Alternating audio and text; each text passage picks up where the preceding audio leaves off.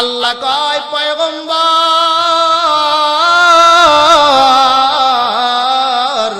ওই আবু জাহেলের সঙ্গে আমি আল্লাহ নাই, ওই 1000 কেন 10,000ও যদি লইয়া আসে, আপনার এই 313 জন আছে, আমি আল্লাহ আপনার সঙ্গে আপনার সাহাবীর সঙ্গে আছি।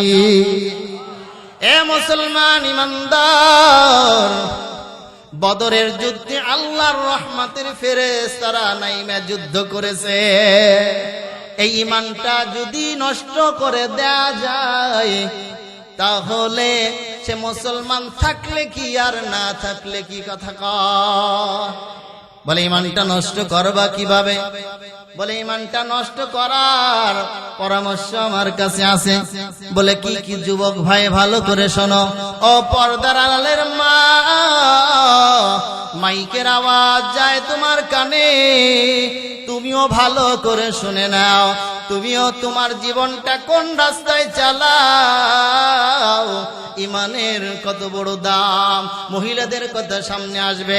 এ মুসলমান ইমানদার, মজসি ডাক দিয়ে বলে, আমার সুন্দরী একটা রুমসী একটা কন্যা আছে, ওই কন্যাকে আপনার রাজমহলের ভিতরে একটা কামরার ভিতরে এই মুসলমান ইমানদার যুবককে আমার কন্যাকে যদি এক জায়গা দেয়া হয়, এক কামরার ভিতরে দেয়া হয়, রাজ্যের খানা খাওয়ানো হয়, তাহলে 2 যুবতী যুবক আর যুবতী এক জায়গা থাকলে একটা গুনার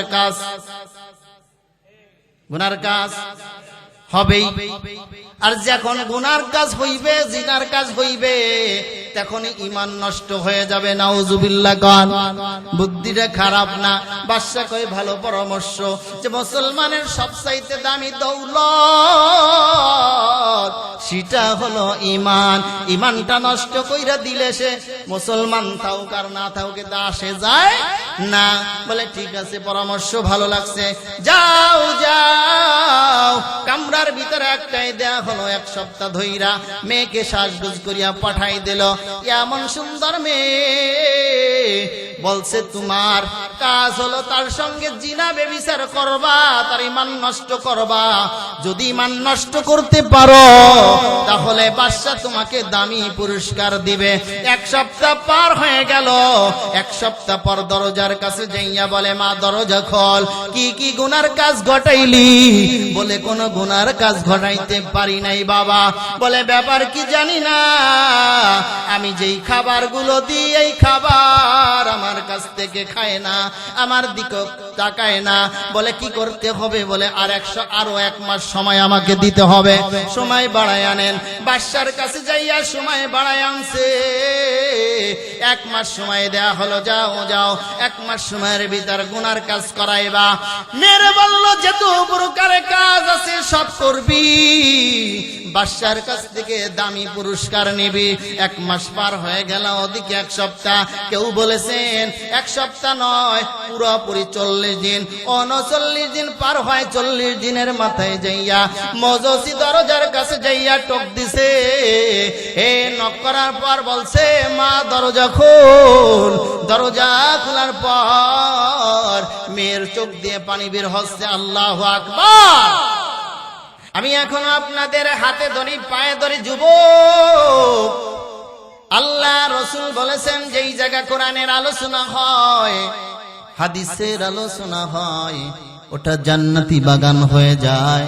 ওই জান্নাতের বাগানের ভিতরে যারা বসবে, তার আল্লাহ তাআলা গুনাহ রাখতে পারে? গুনাহ রাখতে পারে না। আল্লাহ পাক রব্বুল আলামিন বলেন, ওরে দুনিয়ার বান্দারা শোনো, এই মজলিসের এত দাম, এত দাম। এই মজলিসে বসলে আমি আল্লাহ তাআলা ওই বান্দাকে 4টা পুরস্কার দান করব। 1 নম্বর পুরস্কার, কোন বান্দা যদি এই কোরআনের ময়দানে বসে, আল্লাহ পাক রব্বুল আলামিন তার জীবনের গুনাহগুলো মাফ করে দিবে। 2 নম্বর পুরস্কার, যতক্ষণ পর্যন্ত এখানে বসে থাকবেন ততক্ষণ পর্যন্ত আল্লাহর রহমত আপনার উপর নাজিল হতে থাকবে। 3 নম্বর পুরস্কার, আল্লাহ পাকের ফেরেশতা, রহমতের ফেরেশতারা একজন নয়, দুইজন নয়, হাজার হাজার ফেরেশতারা দুনিয়াতে অবতরণ হয়েছে। এই মজলিসটাকে গোলাকার করে দাঁড়ায় রাখছে। আমরা তো দেখতে পাই না। এই মাহফিল শুধু ইনসান শোনে না, জিন জাতীয় এই মাহফিল গুলো শোনে। কোন ঠিক কিনা? আল্লাহ তাআলা বলেন, ওয়া মা খালাকুতুল জিন্না ওয়াল ইনসা ইল্লা লিয়াবুদুন।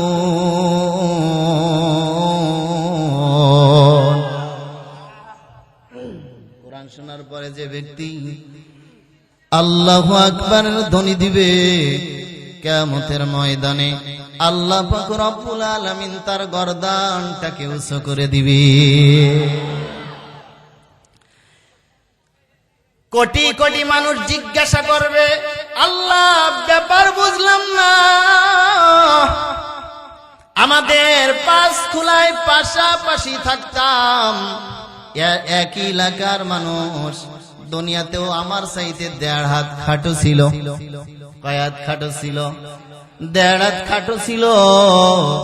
আজকে কেন আল্লাহ 1.5 হাত আমার চাইতে উঁচু হলো? বুঝলাম না রে মালিক।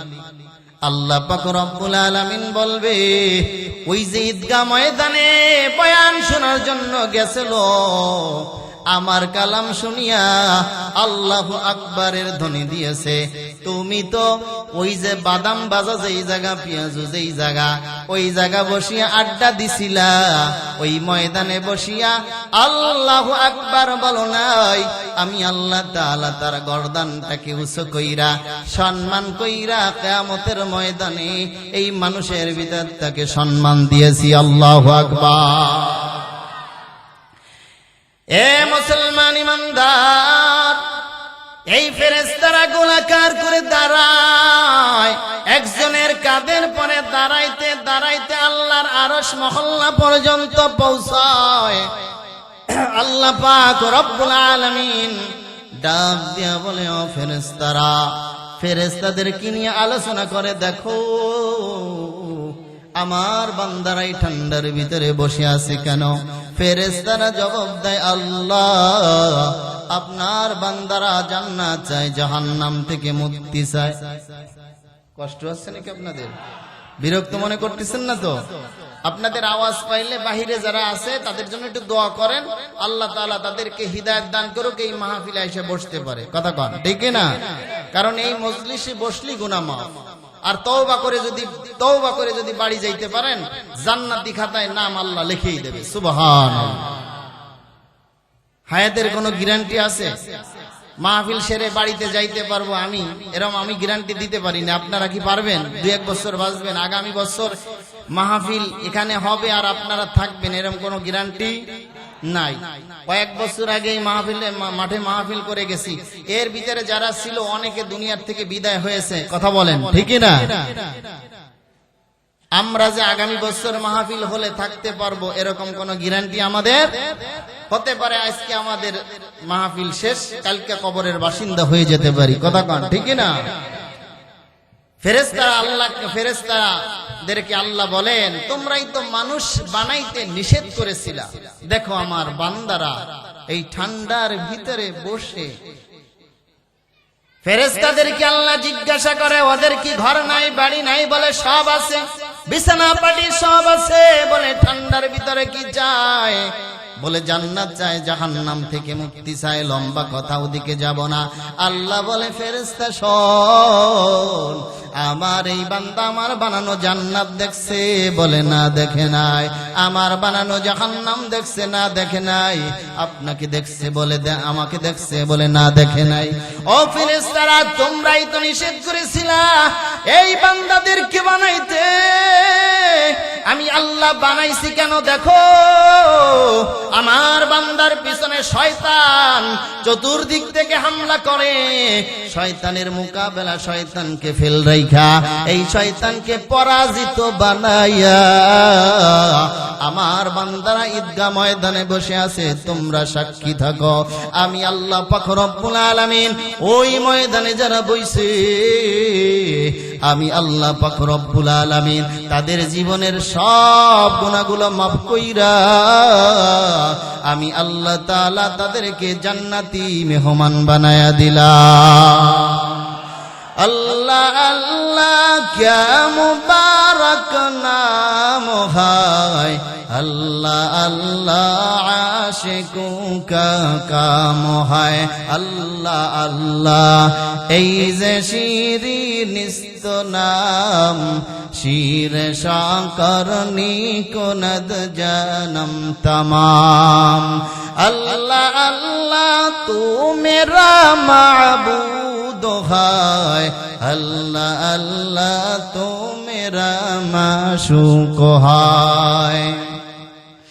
এরে নবীর উম্মতের দল, আল্লাহ পাক রব্বুল আলামিন বলেন ইয়া আইয়ুহাল্লাযীনা আমানুত্তাকুল্লাহ। আল্লাহ পাক রব্বুল আলামিন আমাদের সবাইকে ঈমানদার বলে ডাকে, ইয়া আইয়ুহাল্লাযীনা আমানুত্তাকুল্লাহ, হে ঈমানদারগণ ইত্তাকুল্লাহ, ভয় করো আমাকে। ভয় করতে হবে কাকে? আল্লাহ পাক রব্বুল আলামিন বলেন আমাদের সবাইকে ইমানদার বলে ডাক দিছে, কোন হিন্দুকে ইমানদার বলে ডাক দেয় নাই, কোন খ্রিস্টানকে ইমানদার বলে ডাক দেয় নাই, যে নামাজ পড়ে না, যে একবার কালেমা পড়েছে লা ইলাহা ইল্লাল্লাহু মুহাম্মাদুর রাসূলুল্লাহ। কয়েল সরাই, কয়েলের খুব বিরক্ত। যে একবার কালেমা পড়েছে, যার ভিতরে ঈমান আছে, আল্লাহকে বিশ্বাস করে, নামাজ পড়ে না, রোজা রাখে না, ডাকছে। কোন হিন্দুকে, খ্রিস্টানকে, বৌদ্ধকে, কোন শিখকে ইমানদার বলে ডাক দেয় নাই, আমাকে আপনাকে ইমানদার বলে ডাকছে। কথা বলেন ঠিক কিনা? এ মুসলমান, এরপরে আল্লাহ বলেন ইত্তাকুল্লাহ, ভয় করো আমাকে। আল্লাহ কি ভয়ঙ্কর? বলে না না, আল্লাহকে ভয় করতে বলছে যখন গুনাহ করবা, তখন আল্লাহকে ভয় করবা। মনে করবা দুনিয়ার কোন মানুষ আমাকে দেখে না, আমি ঘরের দরজা আটকাইয়া মোবাইলের মাধ্যমে আমি গুনাহ করি, আল্লাহ পাক রব্বুল আলামিন কিন্তু তাকায়া দেখতেছে। কথা বলেন ঠিক কিনা? আমার ভাই দেখে না, আমার মা দেখে না, আমার বাবা দেখে না, কেউ না দেখলেও দেখেন কে? জোরে বলেন। আল্লাহ পাক রব্বুল আলামিন বলেন এই জন্য ইত্তাকুল্লাহ, ভয় করো আমাকে। আল্লাহ পাক রব্বুল আলামিন গুনাহ করবা যখন ভয় করবা কাকে? ইত্তাকুল্লাহ হাক্কা তুকাতিহি ওয়া লা তামুতুন্না ইল্লা ওয়া আনতুম মুসলিমুন।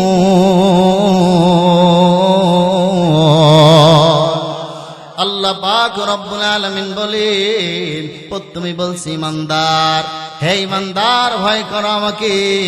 আবার বলছে বল মুসলিমুন, খবরদার মুসলমান না হয়ে কবরে আসবা। বোঝে নাই? মুসলমান না হয়ে কবরে। কার কথা? এখানে প্রশ্ন জাগে, তাহলে আমরা কি মুসলমান নয়? বাবা মুসলমান, দাদা মুসলমান, আমরাও মুসলমান। কথা কন। গরু খাই, মাদারীপুর শহরে যাইয়া বড় বড় রান নিয়ে আসি, এত পরিমাণ গোশ খাই, গরুর গোশ খাই।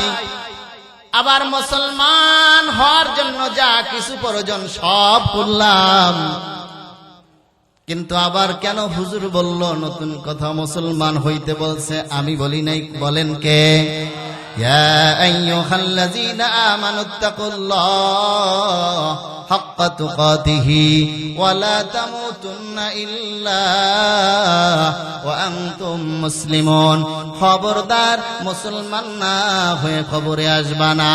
আল্লাহর আয়াতের মাধ্যমে বুঝলাম এখনো আমরা মুসলমান হতে পারি। কথা বয় না, মুসলমান হতে পারি নাই। তাহলে কোন জায়গা আমরা মুসলমান হলাম না? আল্লাহ তাআলা রব্বুল আলামিন বুঝাই দিয়েছে অন্য আয়াতের ভিতর, ইয়া আইয়ুহাল্লাযিনা, এই জায়গাও আবার ইমানদার বলেন ইয়া আইয়ুহাল্লাযিনা আমানু দুখুলু ফিস সিলমি কাফা ওয়ালা তাত্তাবিউ খুতুওয়াতিশ শাইতান ইন্নাহু লাকুম আদুউম মুবিন।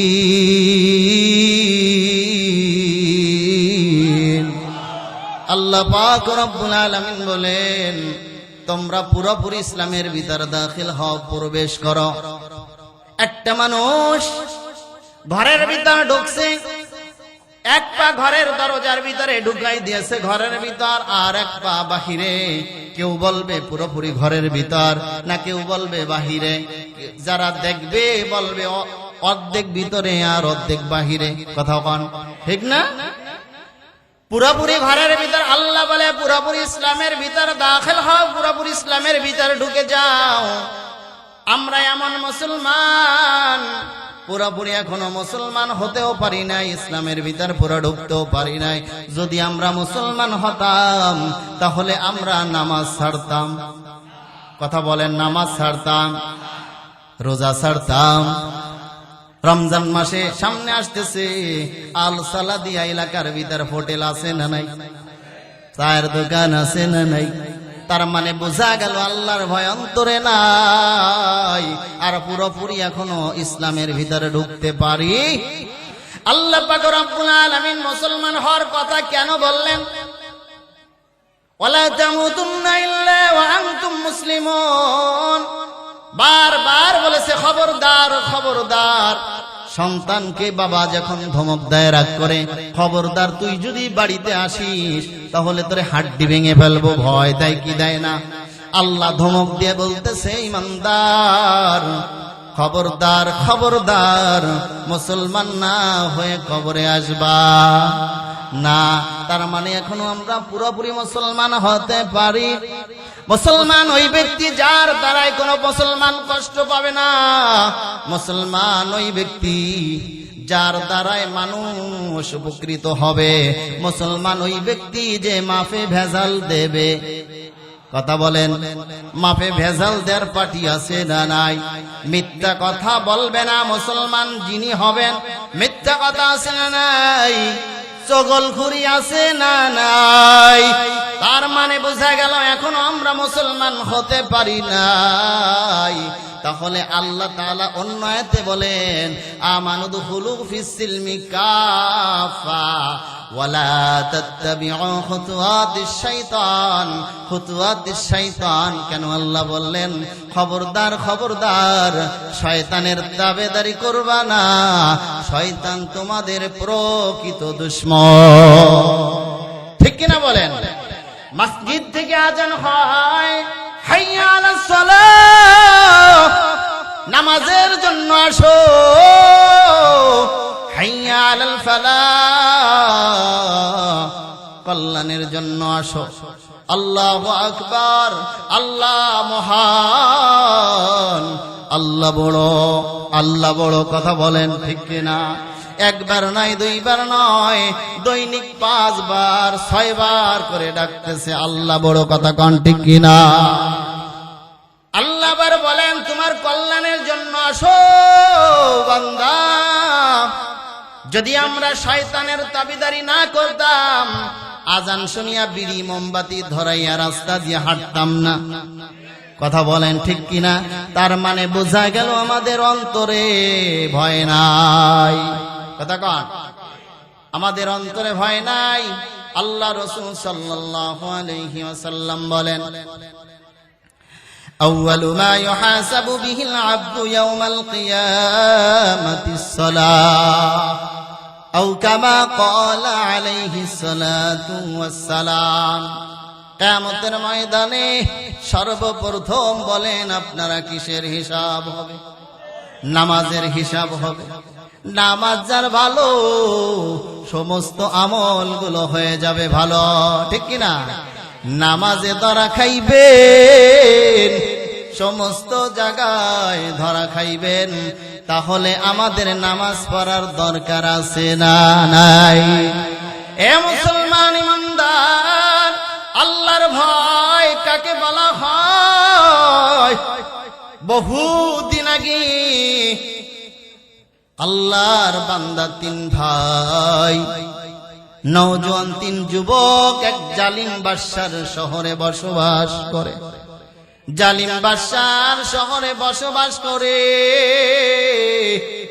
এ যুবক, তোমারে বলছি, তোমার ভয় অন্তরে নাই, এই কারণে বাবাকে মানো না, মাকে মানো না, অবাধ্য সন্তান হইছো, মনে রাখো তোমার লেখা হয়ে গেছে জাহান্নাম। কথা কন ঠিক কিনা? আল্লাহ বলেন, ওয়াকাদা রাব্বুকা আল্লা তা'বুদু ইল্লা ইয়্যাহু ওয়া বিল ওয়ালিদাইনি ইহসানা। খবরদার, আল্লাহর ইবাদতের পর তারপরে মা বাবার খেদমত। কথা বলেন ঠিক কিনা? এক নম্বরে আল্লাহর ইবাদত। ওয়াকাদা রাব্বুকা, আল্লাহ ব্যতীত অন্য কারো ইবাদত করা যাবে, অন্য কারো গোলামি করা যাবে। আল্লাহ বলেন, ওয়াকাদা রাব্বুকা আল্লা তা'বুদু ইল্লা ইয়্যাহু ওয়া বিল ওয়ালিদাইনি ইহসানা। এরপরে কি করো? আল্লাহর ইবাদতের পর হজ করো, কুরবানি করো, এই কথা না বলিয়া, নবীর গোলামি করো তাও না বলিয়া, আল্লাহ পাক রব্বুল আলামিন বলেন, আমার ইবাদতের পর তোমার মা বাবার খেদমত। এটা হচ্ছে 2 নম্বর। এমন সন্তান আছে এই বাংলাদেশে, আপনাদের এলাকার সন্তানগুলো ভালো, ছোটবেলা কত কষ্ট করিয়া লালন পালন করে, বিবাহর উপযুক্ত হয়, মা এবং বাবাকেও জানায় না সে বিয়ে করছে। আছে না নাই? আছে আপনাদের দেশে। মা বাবারে ভাত দেয় না, বৃদ্ধ যখন হয়ে যায় তখন চোখেও দেখতে পারে না।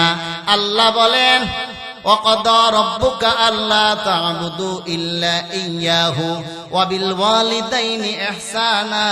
কারণ মা বাবার সঙ্গে ইহসান শব্দ ব্যবহার করো, ভালো ব্যবহার করো। কথা বলেন ঠিক কিনা? এ মুসলমান ইমানদার, আমরা যখন বৃদ্ধ হয়ে যাই, তোমার কথার দ্বারাই যেন তোমার মা বাবা একজন বৃদ্ধ হয়েছে, যে কোনো একজন পাইছো অথবা 2 জন পেয়েছো বৃদ্ধ বয়সে, তার সঙ্গে এমন কোন আচরণ করো না যে আচরণে মা বাবা শব্দটা পর্যন্ত বের হয়। বলতেছিলাম, নওজোয়ান যুবক 3 যুবক, এই যুবক, তোমাদের জন্যই বয়ান, কান খাড়া করে শোনো। যদি শুনে আমল করতে পারো, দুনিয়াটা কামিয়াব হয়ে যাবে। এই দুনিয়াটা থাকার জায়গা না, আজ হোক কাল হোক এই দুনিয়ার থেকে চলে যেতে হবে। তাহলে যুবক ভাই, ইমানদার হইয়া মুসলমান হয়ে কবরে যাব। কথা বলেন ঠিক কিনা?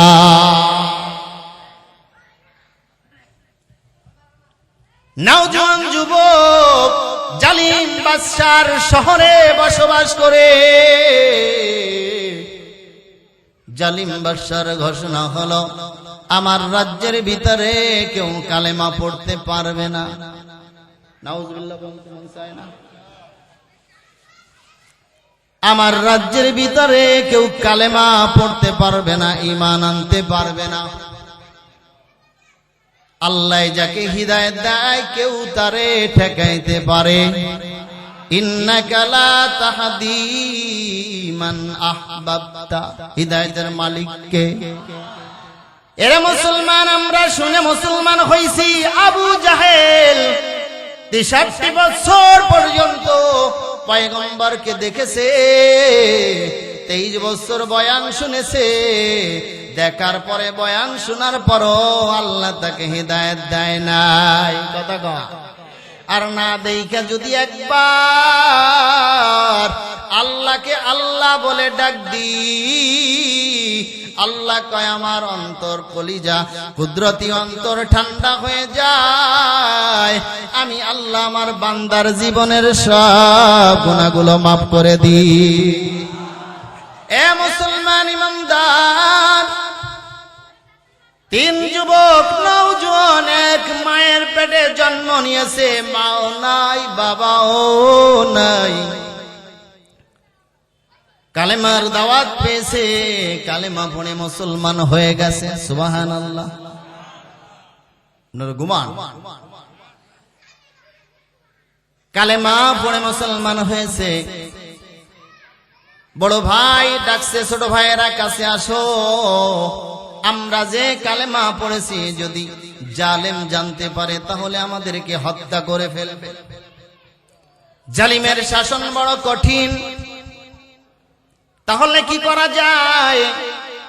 বলে এই রাজ্যের ভিতরে সব বেদরবি মানুষ, আমরা তিনজন সংখ্যায় কম, এই রাজ্য ছেড়ে আমরা অন্য রাজ্যে মুসলমান রাজ্যে চলে যাব। তারপরে আমাদের দল যখন বাড়ি হবে তখন এই রাজ্যে ঢুকবো। কথা বলেন ঠিক কিনা?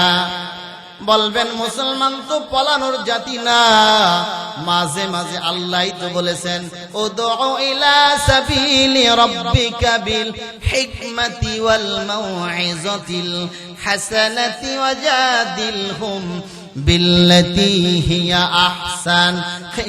আল্লাহ তাআলা বলেন হিকমতের সঙ্গে দাওয়াত দাও, জোর করে কাউকে মুসলমান বানানো যাবে? যে নামাজ পড়ে না তাকে জোর করে নামাজ পড়ানো যাবে না, তারে নামাজের দাওয়াত দিতে হবে, বুঝাইতে হবে। কথা বলেন ঠিক কিনা?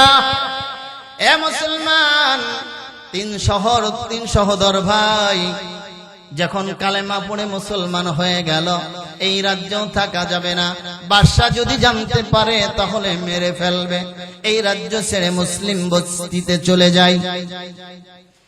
রাতের বেলা ঘরের ভিতরে বসে পরামর্শে বসে গেলেন। ঘরের পাশ দিয়ে ওই জালিম বাদশার সৈন্যরা যাইতেছে। আমাদের দেশে চৌকিদাররা রাতে বাড়ি বাড়ি ঘরে, কি ঘরে না? আসামি ধরার জন্য ঘরে, এমনি ঘরে না। কথা কন ঠিক না? যে বাড়ি আসামি আছে ওই বাড়ি ঘরে। জালিম বাদশার সৈন্যরা তার বাড়ির পিছ দিয়ে যায়।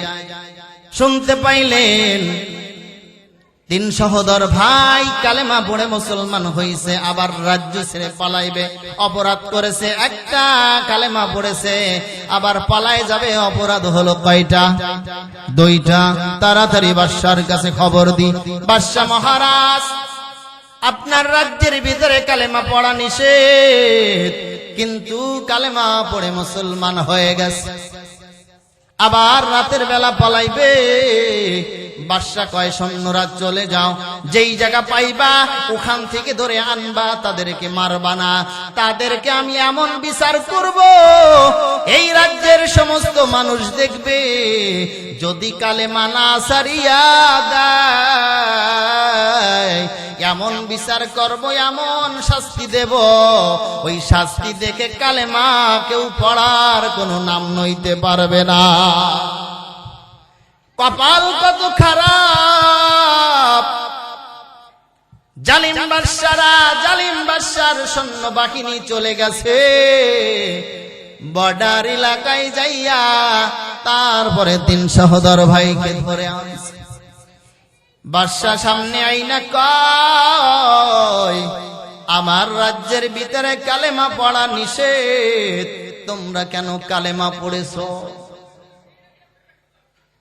কালেমাটা ফেরত দাও। এবার বড় ভাই ডাক দিয়া বলে বাদশা মহারাজ আমার জ্বর হয়েছে, ডাক্তারের দোকানে গেলাম, ডাক্তারের কাছ থেকে ট্যাবলেট আনলাম জ্বর ভালো হওয়ার জন্য। ট্যাবলেটটা আমি পানির সঙ্গে খেয়ে ফেলাইছি। ওই জ্বর ভালো হওয়ার জন্য যেই ট্যাবলেট আমার পেটের ভিতরে গেছে, ওই ট্যাবলেটটা গলে গেছে। পুনরায় ওই ট্যাবলেটটা ডাক্তার যদি ফেরত চায়, ওই ট্যাবলেটটা পুনরায় ফেরত আসবে না। আর আমি কালেমা পড়েছি, আমি জাহান্নামের আসামি, আমি কালেমার রশি গলায় লাগাইছি জান্নাতে যাওয়ার আশায়। ওই ট্যাবলেটটা যেরকম ভাবে বাহির করা সম্ভব না, আর আমি কালেমা পড়েছি জাহান্নাম থেকে মুক্তি পাওয়ার জন্য এই কালেমা লা ইলাহা ইল্লাল্লাহ প্রতিটা শিরায় শিরায় চলতেছে। আমার এই কালেমা ছাড়তেও আমি পারবো না। জালিম বাদশা ডাক দিয়ে কয় হত্যা করা হবে। বড় ভাই ডাক দিয়ে কয় যতই হত্যার হুমকি দাও কোন লাভ নাই, কোন আল্লাহু আকবার, নারায়ে তাকবীর। ঘুমাইতেছেন আপনারা? কষ্ট হচ্ছে না তো? সামনে একটু আগাবো। এ মুসলমান ইমানদার, ইমান কাকে বলা হয়? মুসলমান কাকে বলা হয়? যুবক, হিদায়াতের মালিক আমার আল্লাহ। হতে পারে আজকের মাহফিলে আপনার হিদায়াত আল্লাহ ধরিয়ে দিবে, কথা কোন ঠিক কিনা? হে মুসলমান ইমানদার, যুবক ডাক দেয়া বলে বাদশাহ, যুবক ডাক দেয়া বলে বাদশাহ, কালেমা পড়েছি ট্যাবলেট পুনরায় যেরম ফেরত দেওয়া যায় না, তেমনি ভাবে কালেমাও ফেরত দেওয়া যায় না। লা ইলাহা ইল্লাল্লাহ, একটু আগে আগে আসেন। লা ইলাহা ইল্লাল্লাহ, একটু আগে আসেন ভাই, একটু আগে আসেন। লা ইলাহা ইল্লাল্লাহ, লা ইলাহা ইল্লাল্লাহ, লা ইলাহা ইল্লাল্লাহ, লা ইলাহা ইল্লাল্লাহ, লা ইলাহা ইল্লাল্লাহ, লা ইলাহা।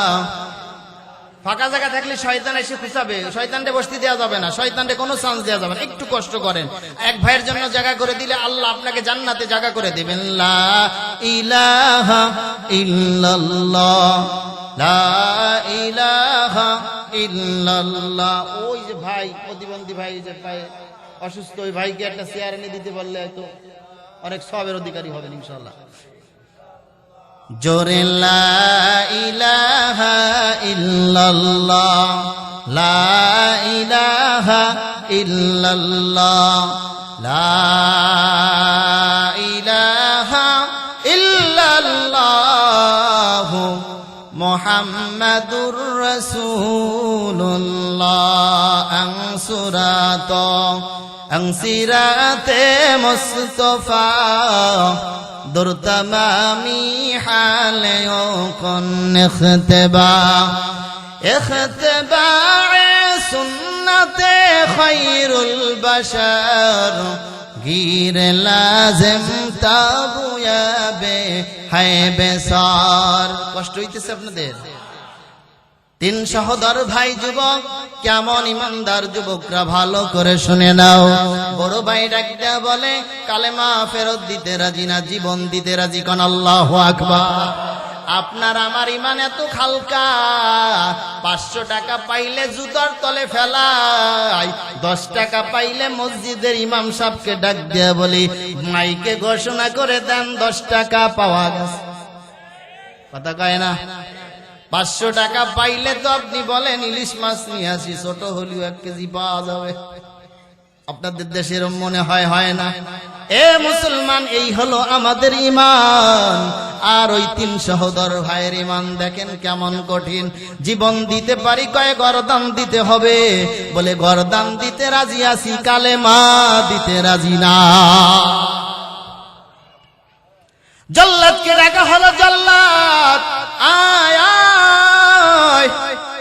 ড্যাগান দেখছেন এমনি ড্যাগ, কেসুরি বাগাচ্ছে না? ড্যাগ আনা হলো। আগের দিনে বড় গোল আকারের ড্যাগ ছিল, পিতলি ড্যাগ, দেখছেন না আপনারা? পিতলি ড্যাগ আনা হলো, ড্যাগের ভিতরে তেল তোল দেওয়া হলো, তোল গরম করা হলো, তোল টকবক করতেছে। জালিম বাদশা ডাক দেয়া বলে, এ 3 সহোদর ভাই, এই যে তেলের ড্যাগের ভিতরে বলো তো কি বলে তোল আছে, এই তলির ভিতরে কিন্তু তোমাকে দেওয়া হবে। কালেমা ছেড়ে দাও, নয় তলির ভিতরে দেব। বলে তৈলের ভিতরে যাইতে রাজি, ইমান ছাড়তে রাজি না। কেমন ইমানদার! জল্লাদকে ডেক দিয়া বলল, জল্লাদ বড় ভাইয়ের হাতে রশি পায়ে রশি বেঁধে দাও, হাতে পায়ে রশি বেঁধে জল্লাদকে অর্ডার দেয়া হলো তেলের ড্যাগের ভিতরে ফেলাই দাও। তেলের ড্যাগের ভিতরে ফেলাই দিল রে মুমিন। তেলের ড্যাগের ভিতরে ফেলাই দিতে দেরি, তেলের ড্যাগের ভিতরে যাইয়া হাড্ডি গুড্ডি খেয়ার কুটোর মতন ভাসতেছে, গোশত গুলো মিশে গেছে। বাজালিম ডাক দেয়া বলে, এ মেজে ভাই, তোমার বড় ভাই দুনিয়ার থেকে বিদায় হয়ে গেল, তুমি কালেমা ছেড়ে দাও, না হয়তো তোমাকে তেলের ড্যাগের ভিতরে ফেলাবো। মেজে ভাই ডাক দেয়া বলে, না না, ঈমান এনেছি, কালেমা পড়েছি, ঈমান ছাড়তে রাজি না। আল্লাহু আকবার। বড় ভাইয়ের মরা দেখে কি তোমার কি মায়া হয় না? ভয় নাই। কই তুই তো তেলের ড্যাগের ভিতরে ফেলাইছিস রে জালিম, আমি দেখি ওটা জান্নাত। উদখুলুহা বিসালাম যালিকা ইয়াউমুল খুলুদ, ওটা হলো জান্নাত। আল্লাহু আকবার। জল্লাদকে ডাক দিয়ে বলো, কথা বললে সময় নষ্ট করে লাভ নাই। মেঝে ভাইয়ের হাতে বাঁধছে, পায়ে বাঁধছে, এক টাং দিয়া তেলের ড্যাগের ভিতরে ফেলাই দিছে। দুই ভাই দুনিয়ার থেকে শাহাদাত বরণ করছে। এখন আছে ছোট ভাই, ছোট ভাই হাউমাউ করে কান্না শুরু করেছে। জালিম সিংহাসন সাইরা ছোট ভাইয়ের কাছে আইসা বলে, বুঝেছি ভয় পেয়ে গেছো, কালেমা বুঝি ছেড়ে দিবা, ভয় পেয়ে গেছো বুঝেছি। এই কথা বলতে দেরি আছে, জালিম বাদশার গালে থাবড় দিতে দেরি হয় না। জালিম আগে ছিল রাগ 1 মিটারে, এখন হইছে 2 মিটারে। কথা কন ঠিক না? রাগ কমছে না বাড়ছে? মুসা আলাইহিস সালাতু ওয়াস সালামের জামানায় ফিরাউনের ঘরে লালন পালন হয়, মোহাব্বত করিয়া কোলে নেছে ছোট্ট মুসা, আদর করিয়া ছোট্ট মানুষকে চুমা দিতে যায় কি যায় না? আপনারা জান কি জান না? যখন চুমা দিতে গেছি, আল্লাহ কয়, মুসা আমারে খুদা না মাইনা নিজে খুদা দাবি করেছে, ওর চুমা যেন তোমার পবিত্র গালে না লাগে। কোন আল্লাহু আকবার। যদিও মুসা ছোট, এমন তাপড় মারছে মনে হয় যেন 40 জন যুবকের শক্তি একা মুসার গালে আতে। সাথে সাথে জমিনে ফেলাই দিয়েছে ছোট বাচ্চা। বাচ্চা মানুষ তো ঠা ঠা করে আসিয়া দূর থেকে দেখি, হায় হায় বাচ্চাটাকে ফেলাই দিলেন, কি অপরাধ করছে শিশু বাচ্চা? কয় এইটি আমার শত্রু, কারণ হাজার হাজার শত্রু এই বনি ইসরায়েলের সন্তানগুলো মারছে, কিন্তু রাখে আল্লাহ, মারে কে? কথা বলেন ঠিক কিনা? মারে আল্লাহ, রাখে কে? যারে তুই যার ভয়ে যাকে মারা শুরু করলি, হাজার হাজার শিশু বাচ্চাদেরকে মারলি, কিন্তু তোর শত্রু তোর ঘরের ভিতরে লালন পালন করব আমি আল্লাহ। কথা বলেন ঠিক কিনা? পালাবি কোথায়? খাবার কেবল শিশু বেশে একটা দেশে বুঝে বেলাইছে, এই তো পেয়ে গেছি মনে হয় মাল, এটিরে মারতে হবে। আসিয়া কয়, খবরদার, পাগল হয়ে গেছেন নি? ছোট মানুষ বলে, হবে না, যেইভাবে থাবর দিছে মনে হয় জুয়ান মানুষের থাবর, পরীক্ষা করতে হবে। মন্ডে বুঝ দেয় না, বুঝ পায় না। এক পাশে স্বর্ণ রাখছে, আরেক পাশে রাখছে আগুন। কথা কন, জানেন না আপনারা? রাখার পরে মাঝখানে সাইরা দেশে পয়গম্বর মূসা তো যায় স্বর্ণের দিকে। সুবহানাল্লাহ বলবেন না? আল্লাহ কয়, জিবরাইল যদি স্বর্ণ ধরে ফেলাই তাহলে আমার মূসার উপর অনেক নির্যাতন হবে। যাও যাও, তাড়াতাড়ি স্বর্ণের দিকটা ফিরাইয়া আগুনের দিকে দাও। আগুন দেখে যখন চলে গেছে, তাড়াতাড়ি যাইয়া বাচ্চা মানুষ আগুন ধরি গালে দিছে। এই জন্য একটু জিব্বা পুড়ে গেছে, গাল পুড়ে যাওয়ার কারণে তুতলাই তুতলাই কথা বলতো। কথা কোন ঠিক কিনা? আসিয়া কয় বুঝলাম না আপনি এত বড় নিষ্ঠুর, যারে আপনি লালন পালন করেন সে নাকি আপনার শত্রু, এটি হইতে পারে? দেখছেন আপনি পরীক্ষায় ফেল। কারণ পয়গম্বর মুসা কখন যুবক, নওজোয়ান যুবক, নিজেও জানে না আমি নবী। কথা বলেন ঠিক কিনা? বাবুশ্রী এক থাপড় দেশে, এক থাপড়ের সাথে সাথে বাবুশ্রী দুনিয়ার জিন্দেগি শেষ। শোনেন নি আপনার এগুলো? কি শক্তি! যার এত পাওয়ার ছিল হাতের, আজরাইল আসছে জান কবজ করার জন্য, এরকম হাত দিছে, শরীরে হাত দিছে, সালাম কালাম দিনে বলে এক থাপড় একটা মারছে, চোখ বের করে লাইছে। সুবহানাল্লাহ বলবেন না? চোখ হাতে নিয়ে কয় আল্লাহ কার কাছে পাঠালেন? এক থাপড়ে চোখ বের করে ফেলেছে, তাড়াতাড়ি চোখ লাগান।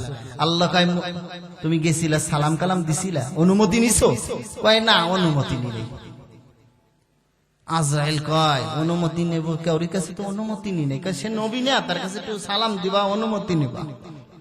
চোখ দেশে ভালো হয়ে গেছে, যাও এবার যাও। কাছে যাইয়া আমি যাইতে পারবো না, এবার যদি আরেকটা থাবড় দিয়ে আরেক চোখ বের করে, কয় না এবার থাবড় দিও না, থাবড় খাবা না, তুমি যাই আগে সালাম দিবা। সালাম দেওয়ার পরে বলো আমি আজরাইল, আমি আপনার জান কবজ করার জন্য আসছি, আপনি যদি অনুমতি দেন তাহলে আপনার জানটা কবজ করবো, আর যদি অনুমতি না দেন পুষ্প হায়াতের উপর হাত রাখেন, হাতের তালুর ভিতরে যতটা আপনি বেঁচে থাকবেন। সুবহানাল্লাহ বলবেন না?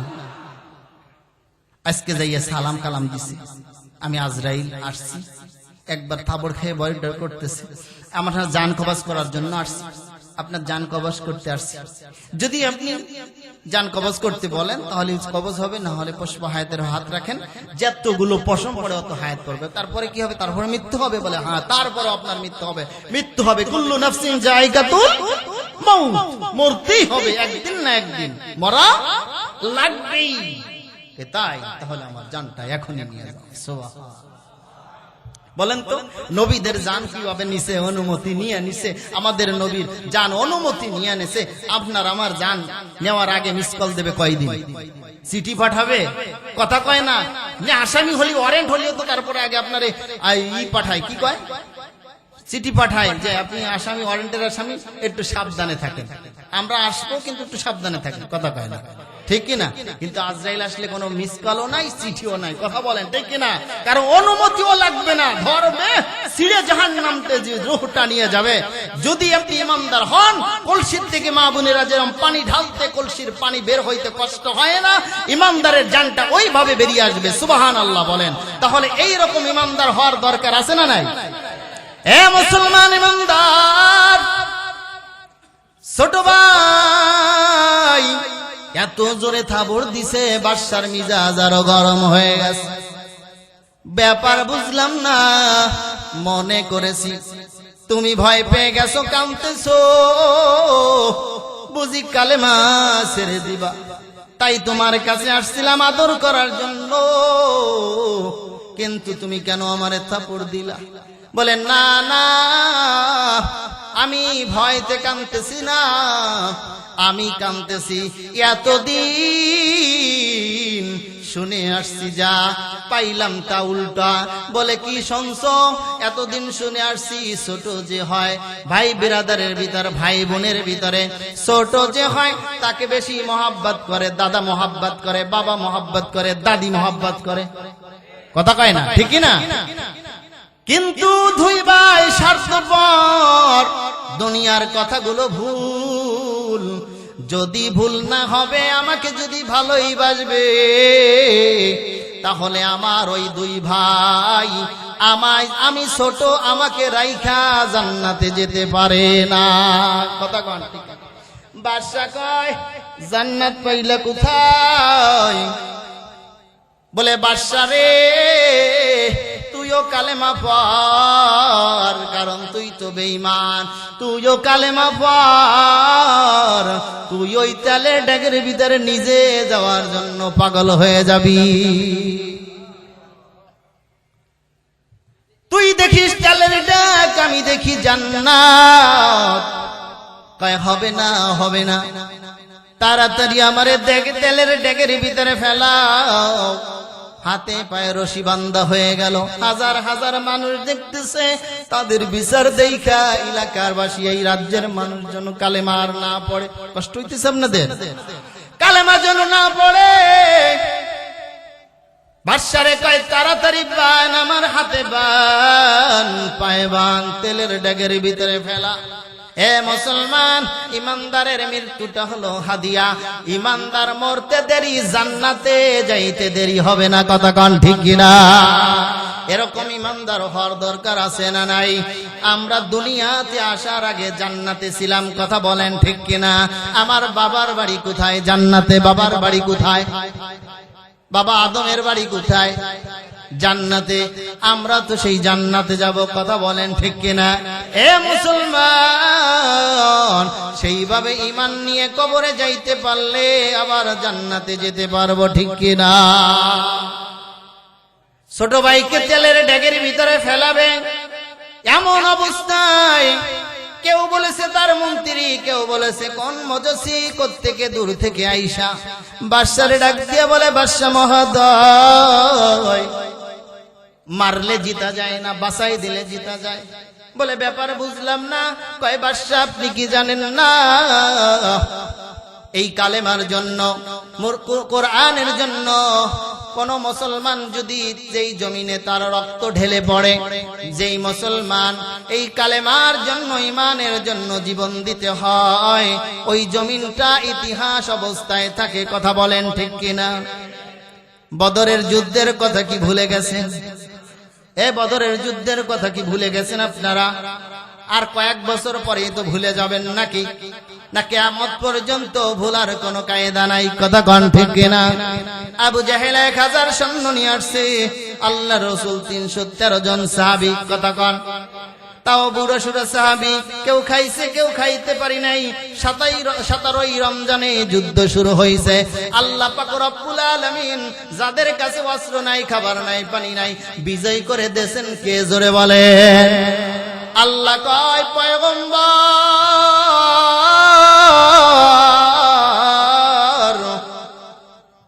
ওই আবু জাহেলের সঙ্গে আমি আল্লাহ নাই। ওই 1000 কেন 10,000ও যদি লইয়া আসে, আপনার এই 313 জন আছে, আমি আল্লাহ আপনার সঙ্গে, আপনার সাহাবীর সঙ্গে আছি। এ মুসলমান ইমানদার, বদরের যুদ্ধে আল্লাহর রহমতের ফেরেশতারা নাইমা যুদ্ধ করেছে। এই সেই ইমানদার যদি এখনো হইতে পারে, তাহলে ফিলিস্তিনে মুসলমান মারতে পারবে না। কথা বলেন ঠিক কিনা? ইন্ডিয়ায় মুসলমান মারতে পারবে না। আমাদের সেই ঈমান নাই, এই জন্য বেঈমানের হাতে আমরা মার খাই। কথা কন ঠিক কিনা? মজসিয়া ডাক দেয়া বলে, বাদশা মহোদয়, মাইরা ফেললে লাভ নাই, বাঁচাই দিলে লাভ। বলে ব্যাপার বুঝলাম না, বাঁচাইলে লাভ কিরকম? বলে মুসলমানের ঈমান হলো সবচাইতে বড় দামি দৌলত। মুসলমানের সবচাইতে দামি দৌলত হলো কি? জোরে বলেন। আরো কয় না জোরে? ঈমান। এই ঈমানটা যদি নষ্ট করে দেয়া যায়, তাহলে সে মুসলমান থাকলে কি আর না থাকলে কি? কথা কয়। বলে ঈমানটা নষ্ট করবা কিভাবে? বলে ঈমানটা নষ্ট করার পরামর্শ আমার কাছে আছে। বলে কি কি? যুবক ভাই ভালো করে শোনো। ও পর্দার আড়ালের মা, মাইকের আওয়াজ যায় তোমার কানে, তুমিও ভালো করে শুনে নাও। তুমিও তোমার জীবনটা কোন রাস্তায় চালাও, ঈমানের কত বড় দাম। মহিলাদের কথা সামনে আসবে। এ মুসলমান ইমানদার, মজসি ডাক দিয়ে বলে, আমার সুন্দরী একটা রুমসী একটা কন্যা আছে। ওই কন্যাকে আপনার রাজমহলের ভিতরে একটা কামরার ভিতরে এই মুসলমান ইমানদার যুবককে, আমার কন্যাকে যদি এক জায়গা দেয়া হয়, এক কামরার ভিতরে দেয়া হয়, রাজ্যের খানা খাওয়ানো হয়, তাহলে 2 যুবতী, যুবক আর যুবতী এক জায়গা থাকলে একটা গুনার কাজ হবেই। আর যখন গুনার কাজ হইবে, জিনার কাজ হইবে, তখনই ঈমান নষ্ট হয়ে যাবে। নাউজুবিল্লাহ। গান বুদ্ধিটা খারাপ না। বাদশা কয় ভালো পরামর্শ, যে মুসলমানের সবচাইতে দামি দৌলত সেটা হলো ঈমান। ঈমানটা নষ্ট কইরা দিলে সে মুসলমান থাকুক আর না থাকুক তা আসে যায় না।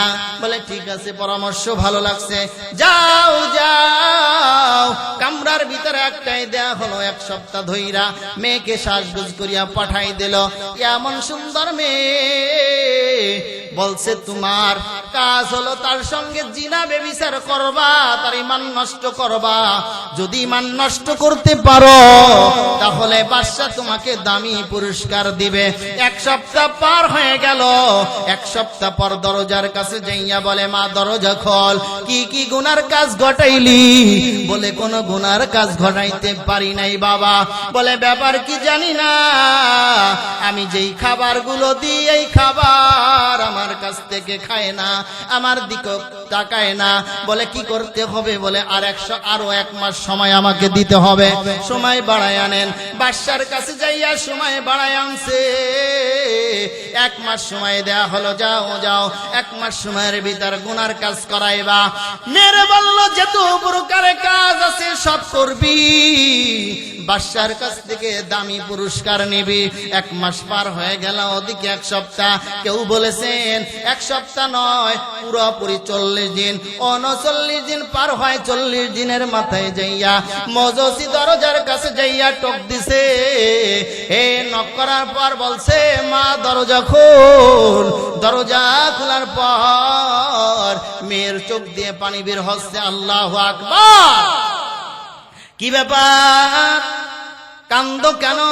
চোখে পানি কেন? মেয়ে বলতেছে, বাবা আপনি যে দায়িত্ব দিয়েছিলেন আমি এই দায়িত্ব পালন করতে পারি নাই। বলে কারণটা কি?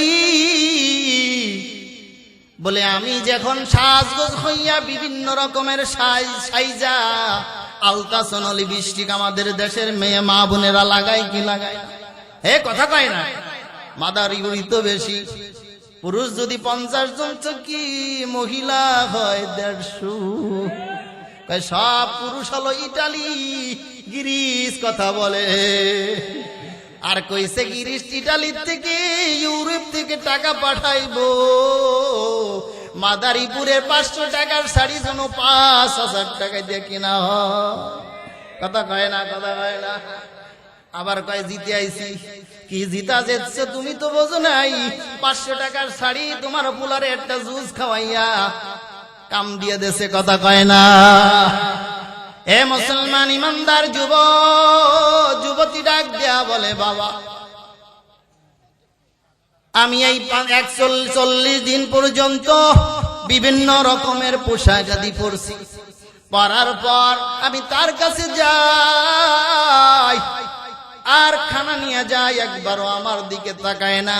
আমি বলি, ভাই এক নজর আমার দিকে তাকাও। এই রাজ্যের মানুষগুলো আমারে দেখার জন্য পিছনে লাইন দেয়, আর আমি তোমার কামরার ভিতরে আসছি, একটু তাকায় দেখো। বাবা আমি যখন এই কথা বলি আমার হাতের খানাও খায় না, আমাকে জবাব দেয়, বোন এই চক্ষু দিয়া তোমাকে দেখার জন্য আল্লাহ বানাই নাই। এই চক্ষু দিয়েছে আল্লাহর কোরআন দেখার জন্য, আল্লাহ দেখার জন্য। কোন আল্লাহু আকবার। আমার দিকে তাকায় না, আমার হাতের খানাও খায় না। লম্বা কথা ছোট করে বলি, আমার হাতের খানাও খায় না, আমার দিকে এক নজর তাকায় না।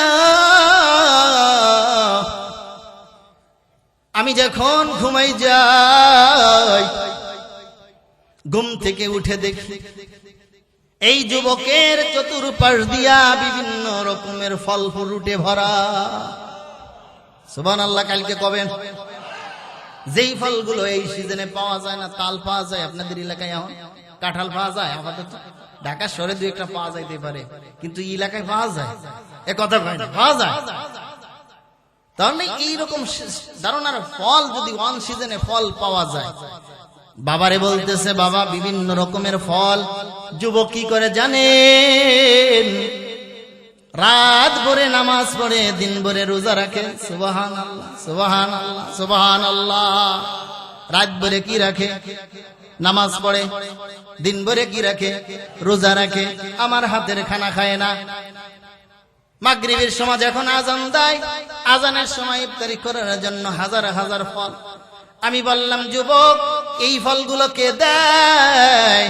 যুবক বলে, ওরে বোন, যেই মালিকের ইবাদত করি ওই মালিক আল্লাহ আমার জন্য খানা পাঠায়। ওর মালিক আবার কিরা জানি না বাবা, ওর ইমাম দেইখা আমার কালেমা পড়ে মুসলমান হয়ে যেতে মন চায়।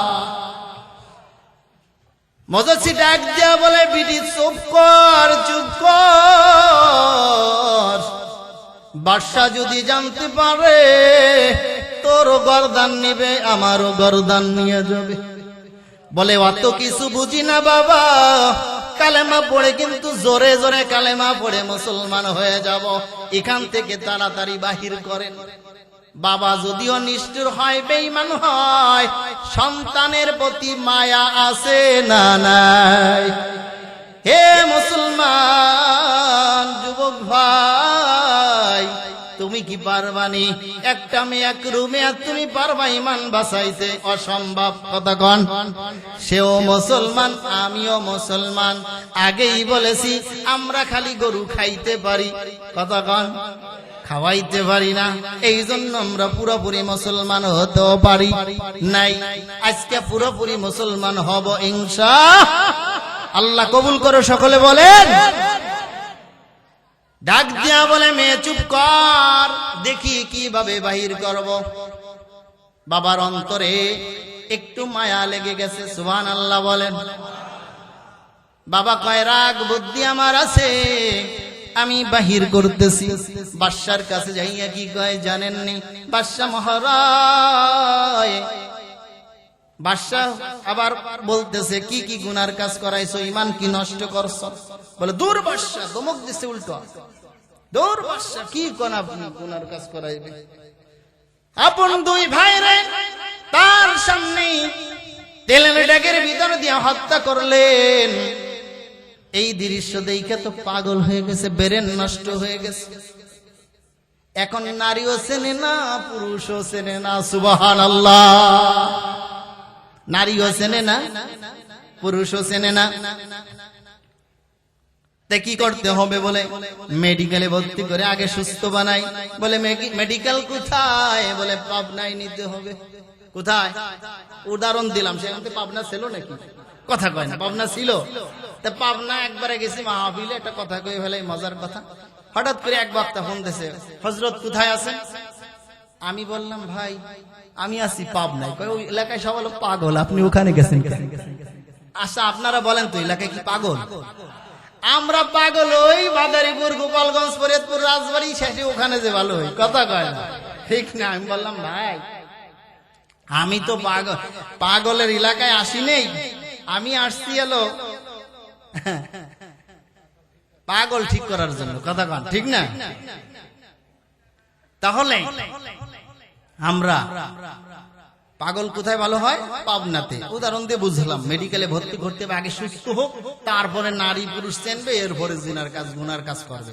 নাউজুবিল্লাহ বলে। কই যাও তাড়াতাড়ি, কাজ দায়িত্ব যখন নেছো যাও। এখন যুবক এবং যুবতীর নিয়ে গেছে সেই মজসির বাড়িতে।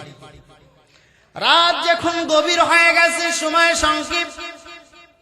রাত যখন গভীর হয়, যুবক তাহাজ্জুদের নামাজে সিজদায় পড়ে। তোমাদের কাছে বলবো যুবক, কয়দিন তাহাজ্জুদের নামাজ পড়ছো? পড়লেও গুনে গুনে সবে বরাতে কদরে। কথা কয় না, কথা কয় না। তাও আরেক মুসল্লি দাদার দেখে, ভাইয়ের দেখে, বাবার দেখে পড়ছো। একদিন তো মোবাইল চাপা বন্ধ কইরা তুমি তো রাত ৩টার সময় উঠিয়া তাহাজ্জুদের নামাজ পড়িয়া আল্লাহর আদালতে হাত তুলিয়া কান্দো নাই, আল্লাহ আমারে ক্ষমা করে দাও, মাফ করে দাও, এরকম তো জীবনও হয় নাই। হে মুসলমান, আল্লাহর গোলাম যুবক, তোমাদের মতন নওজোয়ান যুবক সিজদায় পড়ে আল্লাহর কাছে বলতেছে, আল্লাহ কেমন পরীক্ষায় ফেলাইলা, না জানি আমার ইমানটা চলে যায়। 40 দিন পর্যন্ত এত বিপদের ভিতর ছিলাম, আল্লাহ ওখান থেকে ঈমান নিয়ে বের হইতে পারছি। কারণ আল্লাহু আকবার। না জানি আমার 2 ভাই চলে গেল জান্নাতে, আমার বুঝি ঈমান নিয়ে যাইতে পারবো না, বেঈমান হয়ে যাব। এই পরীক্ষার সহ্য হয় না আল্লাহ। সিজদায় পড়ে বান্দা কান্দে আর বলে, ও আল্লাহ আমার ঈমান অবস্থায় তুমি নেও না, নেও না, আমার ওই 2 ভাইয়ের কাছে তুমি আমারে নেও না। সিজদায় পড়ে কাঁদতেছে, চোখের পানিতে মাটিগুলো ভিজতেছে। পিছন থেকে যুবতী বোন, ওই যুবতী নারী আইসা কয়, ভাই 40 দিন পর্যন্ত একটা রুমের ভিতরে থাকলাম, তোমার কি দয়া হয় না, তোমার কি মায়া হয় না, তুমি আমারে লইয়া যাবা যেই জায়গা যাবা। কান আল্লাহু আকবার। তোমার ঈমান দেখে আমার কালেমা পড়ে মুসলমান হয়ে যেতে মনে চায়। তুমি আমারে কালেমা পড়াও আর না পড়াও, আমি কালেমা পড়িয়া মুসলমান হয়ে গেলাম। যুবক সিজদা থেকে মাথা উঠাইছি, কই তোমারও মারবে আমারও মারবে। কয় না, মারতে পারবে না, রাখো, পরামর্শ আছে আমার। বলে কি পরামর্শ? আমার বাবার বাড়ির পাশে বাইরে 2টা ঘোড়া বাঁধা, একটা আমার একটা বাবার। বাবার ঘোড়া তুমি নিবা আর আমার ঘোড়া আমি নেব। বলে না না, তুমি একজন বেগারা নারী, তোমার সঙ্গে নিয়ে যাওয়া যাবে না। একজন যুবক জীবন বাঁচানোর জন্য, ঈমান বাঁচানোর জন্য নারীরে তো নিতেই পারে। কথা কন, যে এত সহযোগিতা করছে সে যাতে পারে কি পারে না, কিন্তু তারপরে কয় না, তোমারে নেওয়া যাবে না, তুমি হলো বেগানা নারী। এ যুবক শোনো, তুমি তো সুযোগ পাইলেই তো মাদারীপুর লীগের বাড়ি নিয়ে যাও। কথা কয় না, ঠিক না? আপনাদের যুবকরা অনেক ভালো, অনেক ছাত্র আছে আমার কাছে। হ্যাঁ, তাই তোমারে তো নিয়ে যাওয়া যাবে না।